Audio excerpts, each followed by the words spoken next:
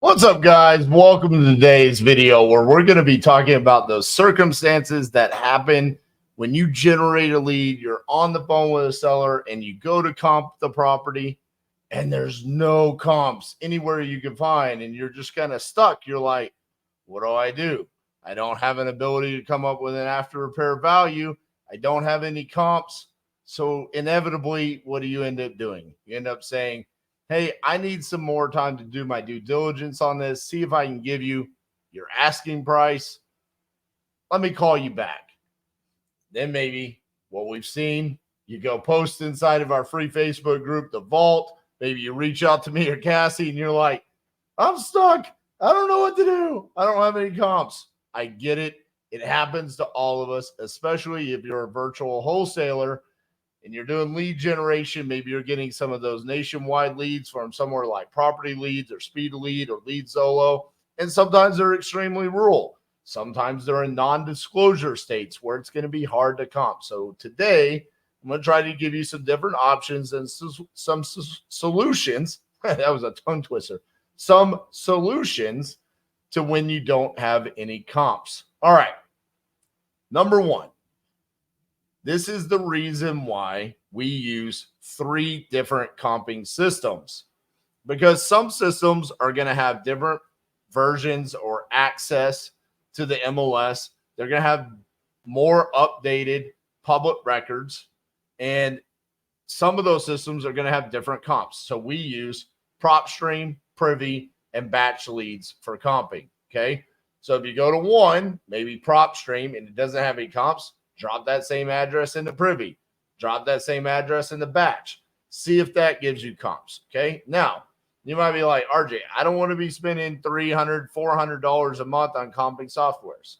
Totally get it. If the budget's tight, you can't afford that, I get it. Pick your one, drop it in that comping software.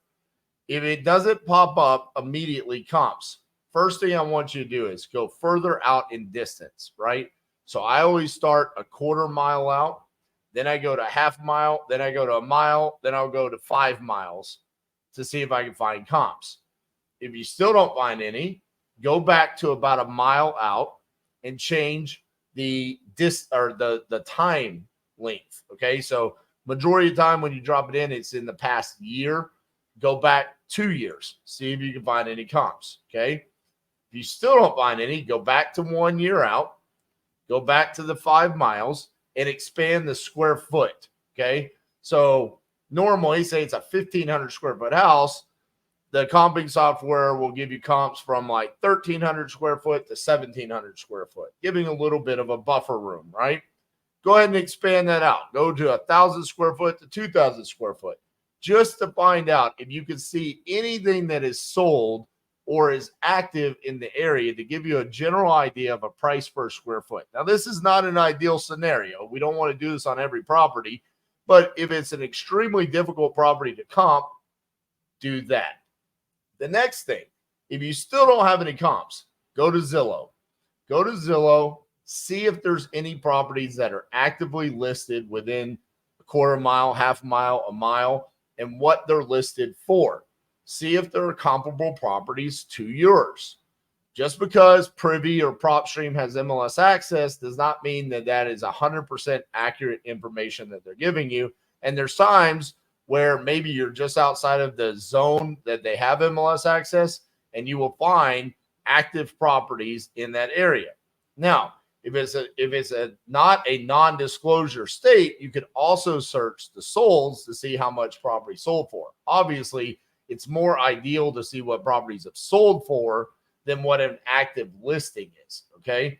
But I always start with actives because you're going to see a lot more of those, and you're going to have a general idea of what properties are being sold for or what realtors feel like they should be selling for in that area.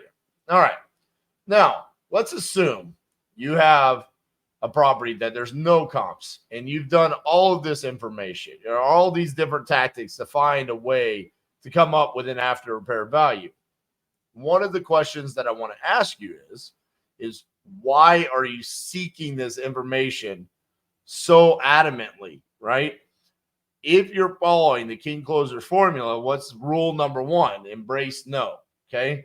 Well, one of the reasons why we would embrace no on a deal is because we don't want to try to manufacture a deal. And also, we don't want to get a deal under contract that has no buyers.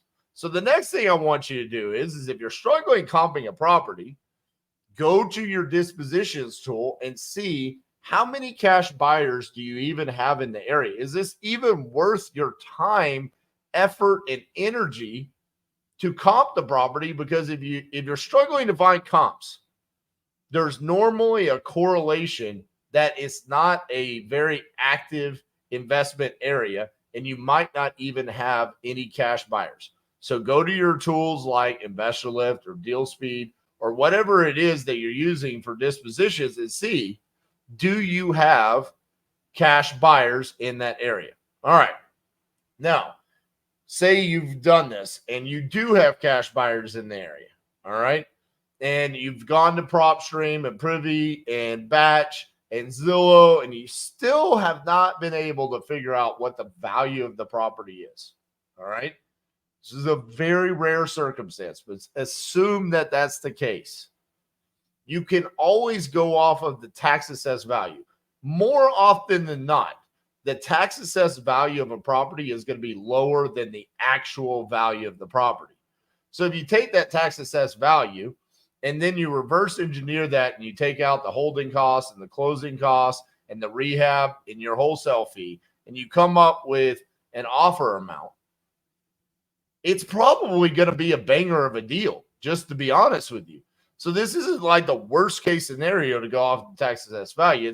It's not the ideal situation, but if you're in an area where you're like, I know I have buyers and I can't come up with comps for whatever reason, and you go off that tax assessed value, you're probably putting yourself in a pretty decent position. All right. The other thing that could come up with not being able to find comps in the area is you could just eliminate exit strategy number one.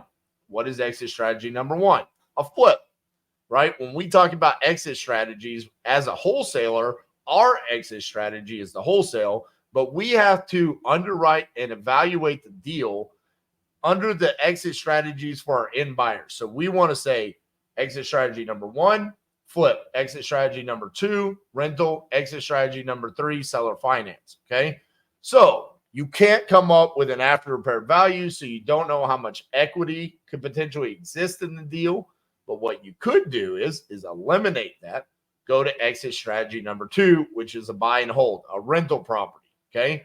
Now, what you can start doing now is underwriting that deal based off of the potential cash flow that exists.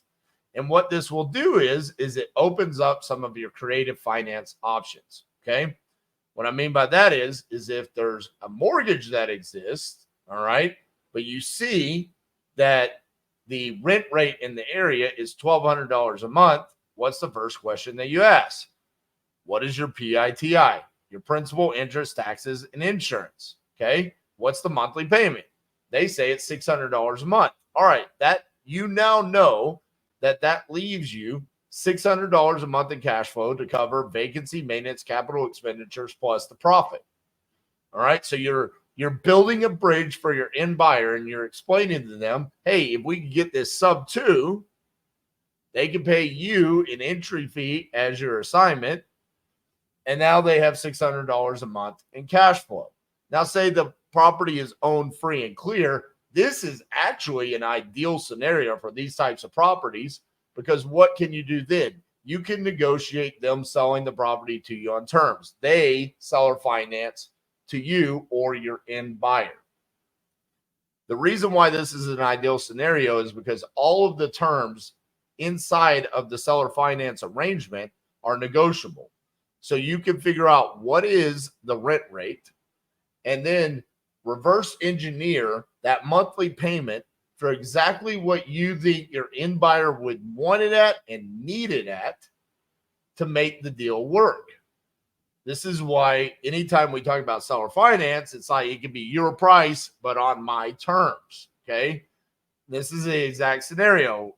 Do you want to sell? Yes. How much do you want for it? They give you that price. Tell me a little bit about what's going on. You start analyzing the deal. There's no comps. You got a mortgage on this? Nope, it's free and clear. All right, we can pivot. Acquisition strategy could be seller finance, and the exit strategy can be a buy and hold, and you can negotiate those terms to make an absolute banger of a cash flow deal for your end buyer. All right.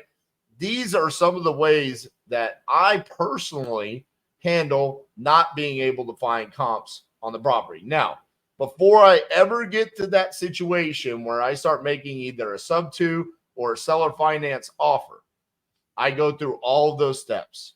I'm going to go drop that property into PropStream, Privy, Batch, Zillow. I'm going to look at the tax assessed value. And then before I go to the sub-2 and seller finance route, and this is vitally important, I am going to see, do I actually have cash buyers in this area?